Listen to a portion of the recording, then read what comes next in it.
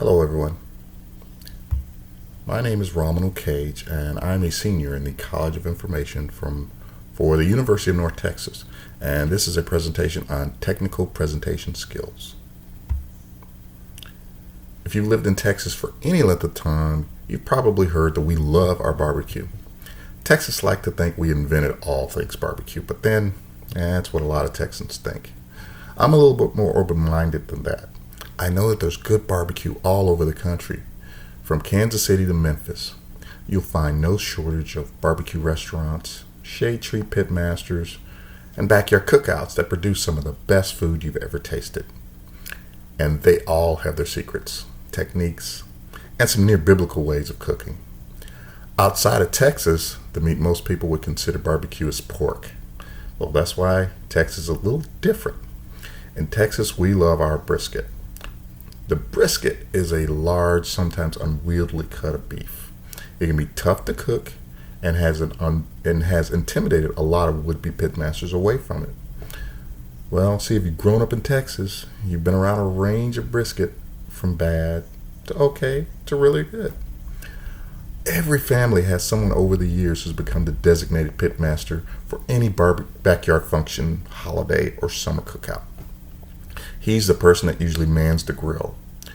We've attended these cookouts and had our choice of burgers and bratwurst, hot dogs, ribs, and of course brisket. As I've attended these, I've had some of what I thought was some pretty good brisket. But there's been a revelation over the last few years that maybe I have not had really good brisket. So let me tell you my journey. Like I said, over the years, I've tasted the typical backyard smoked brisket. But I've also been to a few restaurants, like Dickey's and Spring Creek or Sonny Bryan's, and thought it was pretty good brisket too. But I got the itch, like most men have, once I got a house, that I wanted to be the pit master of my home. I wanted to host the cookout and parties, and for that to happen, I needed to know how to smoke barbecue. So I started watching a few shows and doing what everybody does, Google on how to smoke pork and rib. What I found out is there's no shortage of information about how to smoke barbecue, or how to do it. Everyone was a little bit different, and most were insistent on their methods. You have to use an offset smoker. No, you have to use a vertical barrel smoker. And some said you can't even cook out without something called a big green egg. You have to use hickory chunks or mesquite wood, or pecan is the only thing to smoke with. But what it came down to, a lot of times it came down to, was the rub. They all had their recipes for a dry spice rub, but it was secret. Most would tell you almost everything about it, except what they put in their rub. And even after that, some would also inject flavor into the meat. Well, I'm thinking the average backyard cookout didn't involve all this. While my search continues for the way to do it, I came across an article about the best barbecue in Texas. As I read more, it talked about a small restaurant in Austin called Franklin. I'm thinking it's just another barbecue joint of the many in Texas. This one may be a little different though. It's owned by Aaron Franklin, and a little bit of more research on him, I started to excite me. Surely I can't smoke a brisket just as good as he could. So my idea was just to see if I can get a little bit more clues into how to cook a decent brisket. As I found content over the internet, I was mesmerized by what he said. This guy makes sense to me. I found a PBS show he did, and I started watching it. And I found the YouTube videos he posted, and I studied them. I was shocked when he told me everything on how to smoke a brisket, how to trim the fat, to the rub, to the time and the temperature of the brisket. Here's the best part. He said you didn't have to do any of what he does, and your brisket's going to be just fine. Well, armed with this knowledge, I was still a little skeptical that I could pull it off. So I wanted to taste his brisket.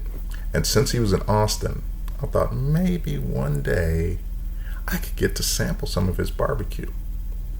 More research revealed that his reputation is at least intact. The lines are long to get in, and sometimes you can be left out in the Austin heat with no brisket. As I'm contemplating on how to get there, I was granted an opportunity for my job to travel to Austin for a Dell convention, and as it turns out, 2 of my colleagues would be able to join me. So this became my chance to go to Franklin's and have some really good brisket. I told the guys that I was going to drive. I'm going to drive my car, and I'll be on the road to Franklin's at 6 a.m. sharp. They agreed. So when we arrived at Franklin's at about 10 a.m., true enough, there was a long line formed through the parking lot. And then someone from the restaurant was walking through the line to help us newbies out with how to order when we get in. She told us you'd get in probably around 12:30 to 1 o'clock. I asked one important question. Is he here? She knew instantly what I was talking about. She said, if he's here, I'll come get you in the line and tell you to go in. So we made our way through the line, getting closer and closer, but still not inside. As we got close to the door, probably around 11:45, she comes to me in the line and says, you should go in now. Well, without hesitation, I walked in, and standing next to the counter was Aaron Franklin. The reason I drove down to Austin and my inspiration for trying to smoke brisket. I shook his hand. We thanked him. He thanked us for coming. We got back in line. Probably another hour later, we got our food. And according to my wife, this is the happiest she's ever seen me since she's known me. Well, as we tasted the brisket, I knew this would change everything I knew about barbecue. It was indescribably delicious. It was all we talked about for the whole trip, and it would consume me, because Aaron says that I or anyone can cook a brisket just like this. When we returned home, we bought his book and we set out to smoke brisket, just like we tasted at Franklin. So, here's how you smoke brisket according to Aaron Franklin. Let's start with the meat. He uses, and you should always use, USDA prime beef. Get your brisket USDA prime brisket. And it needs to be between 8 and 16 pounds. That's a good start. I get mine at Costco, but you can also get it at HEB. Again, when you go to your local butcher or wherever you get your meat, make sure it's USDA prime. That's the key. How about the equipment? Well, there's different types of smokers, as we talked about before. There's offset firebox smokers. There's vertical spiral smokers. But I use Weber Smoky Mountain. It's a 22-inch vertical barrel smoker. It's really efficient, really retains my heat, and I can really control the fire temperature on it. It is the best for me. Now, you got to prepare the meat before you put it on. You're going to trim the fat off the meat. It's going to come with a large layer of fat on the top and a dorsal fat right in the middle. You want to trim as much of that off as you can, leaving about 1/4 of an inch. Okay? Keep working, keep trimming. You'll get better trimming. The more you do it, the better you'll get at trimming your meat. The rub for the meat, again, some were super secret all over that I found, but according to Aaron Franklin, his was half salt and half pepper. That's it. Nothing else. Half salt, half pepper. That's his rub. And when I heard that, I went, well, I can do that. That sounds simple. So get your fire started. Okay? You're going to choose your fuel. You could use pecan, hickory, whatever types of fuel you want. I like to start with Kingsford briquettes with hickory because I'm going to hook with hickory wood chunks. That's going to provide most of my smoke, most of my flavor, hickory. So my base is Kingsford briquette with hickory inside of it. When you get your fire started, you want to be between 225 and 250 degrees before you put your meat on. That's your smoke ring. That's your smoke area. That's your target temperature. Maintain your fire between 225 and 250.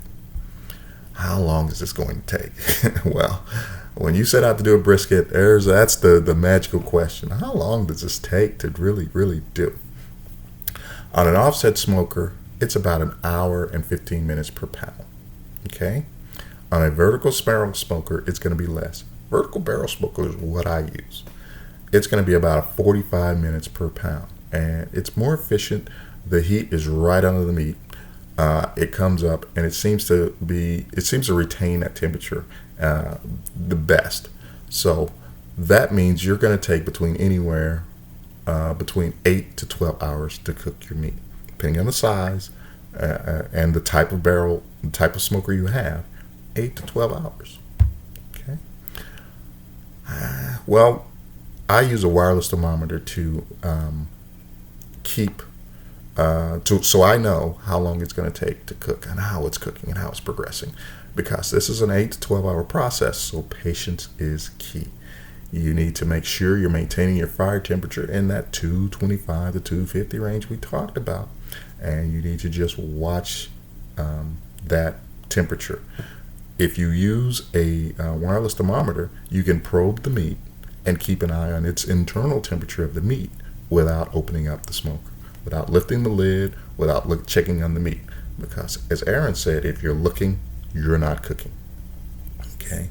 And when you put your brisket on, it's going to start to rise throughout the smoke. You're going to start with it, whatever temperature it starts with, you're going to see it go up. Patience is key. Remember, this may be a 12-hour process, so don't worry about that. When it starts to rise, the temperature of the internal meat is going to hit something called the stall. The stall happens around 160 degrees. Okay? When you hit the 160 degrees, you need to be patient.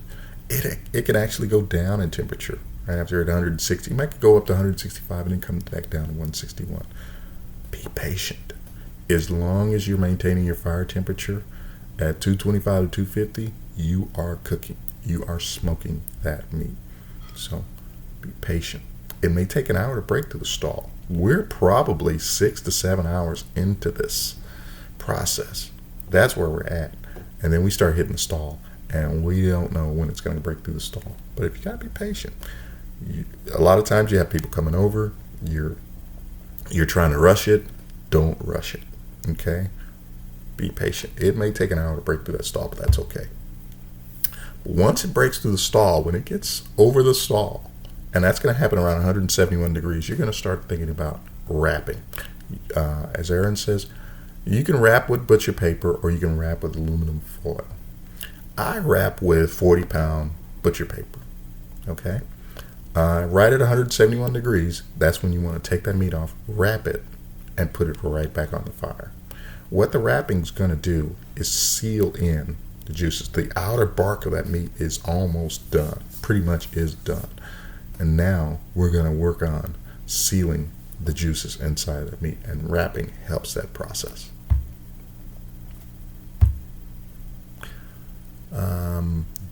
You should have a nice dark bark on your meat when you take it off. This is what it's going to look like. It's broken through the stall. Its internal temperature is 171 degrees. You're going to have a nice dark bark on that piece of meat. But keep your temperature probe in, because we need it in. We're going to take that meat off and we're going to wrap it with aluminum foil or paper. Some people use aluminum foil. I use paper. Aluminum foil is considered a Texas crutch. It really seals in the juices, and it kind of accelerates the cooking process, but it's more of a crutch. You might do that if you're worried about the time that it's going to take. If you've got people that are staring at you and you need to get this thing done, you might think about aluminum foil, but I like to use paper because it seems to also let it breathe a little bit. It still keeps cooking. Now, the internal temperature of your meat is going to start rising because you've wrapped it, you put it back on there. When that meat, you're looking for 203 degrees. When that meat hits 203 degrees, you are done. Okay? That's when you are ready. You take that meat off when it's 203 and you let it rest. Don't cut it. Don't touch it. You let that meat rest. Don't listen to people who are waiting for it. Don't listen to people who say cut it in. Don't listen to people who say I need to taste this. You need to let your meat rest. Okay? Keep that probe in, because that's going to help you know when it's time to cut. You're going to keep that probe in, and when the temperature of that meat comes down to 145 degrees, you are golden. period. Okay, that's when you cut. I don't care who's there. I don't care if there's people waiting to come. You cut at 145 degrees. So, and you're going to cut against the grain. You're going to slice that thing about a pencil thin, and you're going to slice it, and you're going to serve it as you cut. Okay, you slice it, you serve it, you go. If you go to any barbecue place, they slice it right in front of you, because as soon as you slice, those juices start running, and that is the best time to eat that brisket. Okay, I want to thank you for your time. When you do this, it's going to be perfect. You're going to get better each time you try. Every brisket you do is going to get better and better and better, according to Aaron Franklin. I really appreciate everything, and thanks for your time.